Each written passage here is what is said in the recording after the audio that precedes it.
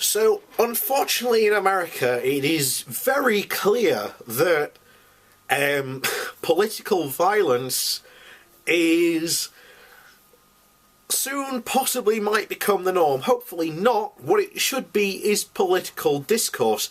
However, the problem is first of all, the left, as I've been saying for quite a while, seems to have lost the ability, particularly big time in America, to actually talk about the debate, to talk about issues and debate openly.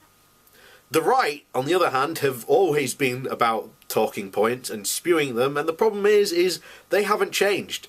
There's this opinion that, oh, the right are sensible and not crazy. No, the right haven't changed. The crazies are still at the asylum.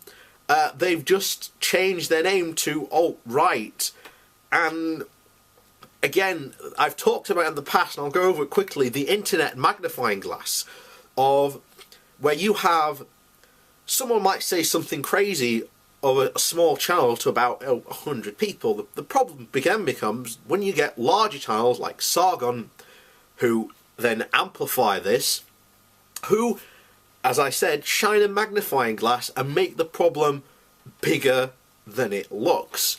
Now, you have the situation in Berkeley with the riots, and this was basically very much a clash of violence between protesters on the left, protesters on the right. Now, a lot of people are going to say, oh, but the left has been, becoming more and more violent over the past 2 years. And to that, I say, the right has been violent for far longer than you or anyone else really wants to admit. You had the Oath Keepers at the Berkeley riots, basically saying that they were going to protect people against these communists. Okay, let me tell you quickly rundown of these non-violent Oath Keepers have done in last couple of years.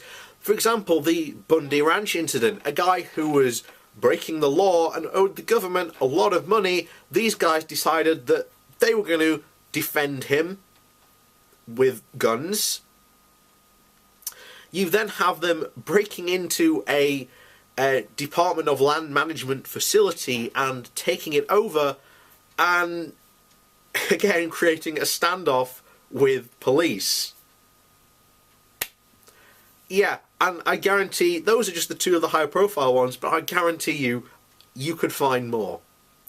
Look, the right can pretend to be this peaceful little girl all it wants, but the fact is that for years the right have always been bragging about bringing their guns to protests and ready and willing to defend themselves if necessary.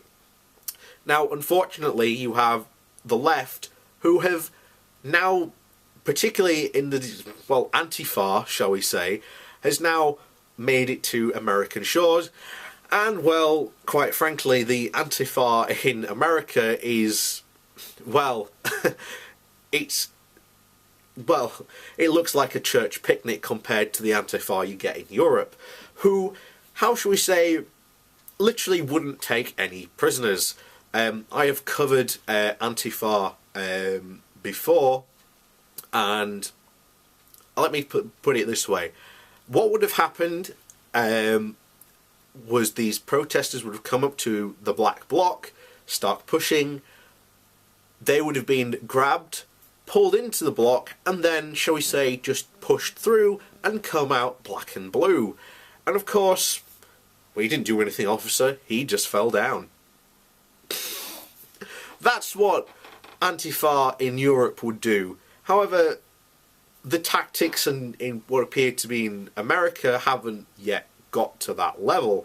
So be aware that just because the left have thrown 2 or 3 punches, don't think that the right aren't chomping at the bit to start a fight, because blame for the increasing violence political violence in America seems to be coming from both sides, not just one in particular.